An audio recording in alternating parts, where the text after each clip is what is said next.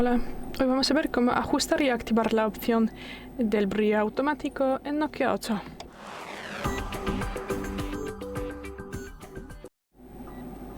Bueno, pues para ajustar el brillo rápidamente podemos acceder aquí al centro de control. Y aquí tendremos que buscar esa barra y aquí deslizando el dedo podemos configurar el brillo.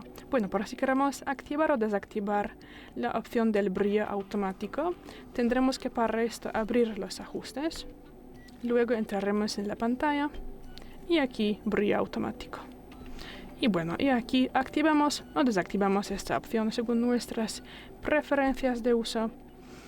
Y ya, es todo.